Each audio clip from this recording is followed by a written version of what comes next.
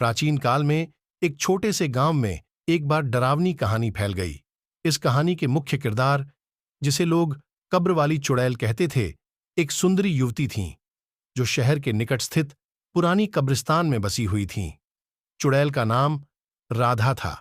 पड़ोसी लोग कहते थे कि उन्होंने जवानी में खुदकुशी कर ली थी और उसकी आत्मा अब उसी कब्र में घूम रही है।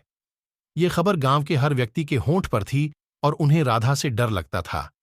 उन्हें लगता था कि राधा उनके पास आकर उनकी आत्मा को छीन लेगी और उन्हें कब्र में ले जाकर बांध देगी। एक बार गांव के एक युवा लड़के ने दिल से ठाना और बड़े ही साहस से राधा की कब्र के पास जाने का फैसला किया। लड़का को यकीन नहीं था कि राधा वास्तव में एक चुड़ैल थीं और उसने अनेकों बार देखा था कि गांव के लोग उसे बेवकूफ बनाते रहते थे। इसी बात को समझने के लिए वह कब्र के अंदर जाने का मन बनाया। एक रात उसने अपनी बहादुरी दिखाते हुए कब्र के पास जाकर बैठ गया। चुड़ैल राधा उसे देखती ही डर के मारे उछल पड़ी, लेकिन उस युवा ने खुद को सामर्थ्यवान बनाया और धैर्य से कब्र के सामने डटकर खड़ा रहा। राधा काफी हैरान हो गई, क्योंकि उसने कभी नहीं सोचा था कि कोई व्यक्ति उसकी कब्र के पास आने की हिम्मत कर सकता है। वह लड़का के सामर्थ्य और साहस को देखकर बहुत प्रभावित हुई और उससे पूछा, तुम मुझसे क्या चाहते हो? युवा ने शांति और सम्मान के साथ कहा, राधा जी, मैं आपके बारे में सभी कहानियों को नहीं मानता। मेरे विश्वास के अनुसार आप एक असाधारण महिला हैं जो अपने जीवन में बहुत कुछ शेयर कर सकती हैं। मैं यहां आपसे बात करने आया हूं, आपके अनुभवों से सीखने और आपकी मदद करने के लिए आया हूं। राधा ने लड्ढके के बात को सुनकर बहुत हैरान हुई और धीरे धीरे हंस पड़ी।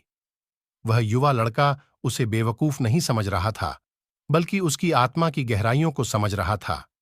वे एक गहरे संवाद में रात भर राधा से बातचीत करते रहा। राधा ने अपने जीवन के अनुभवों का खुलासा किया, अपने अपने प्रेम और दुहक की कहानियां उस लड़के से बताई। युवा लड़का ने समझा कि राधा वास्तव में एक पीड़ित आत्मा नहीं थी, बल्कि एक विदुषी और उदार महिला थीं, जो सबका साथ देने को तत्पर थीं। इस प्रकार राधा और युवा लड़का के बीच एक अनोखी मित्रता का आगमन हुआ।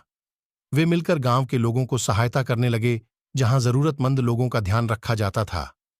राधा और युवा लड़का मिलकर शिक्षा, स्वास्थ्य और उद्योग के क्षेत्र में कई पहलुओं की शुरुआत की। वे गांव के बच्चों को पढ़ाई लिखाई का आदान प्रदान करने लगे और उन्हें जीविका के लिए नए अवसर प्रदान करने के लिए काम करने लगे। राधा की बदलती सोच और उसके कर्मों ने लोगों की धारणा बदल दी। गांव के लोग अब राधा के लिए आदर और सम्मान देने लगे और उन्हें एक प्रेरणा स्रोत के रूप में देखने लगे। राधा ने अपनी भयंकर चुड़ैल वाली छवि को परिवर्तित कर दिया था और अब वह एक सामाजिक सुधारक बन गई थी। धीरे धीरे गांव के लोग उन्हें देवी की तरह पूजने लगे और उनकी मदद के लिए उन्हें धन, सामग्री और सहायता प्रदान करने लगे। राधा की कब्र वाली चुड़ैल की पहले की धारणा चली गई और उसकी सच्चाई बाहर आई।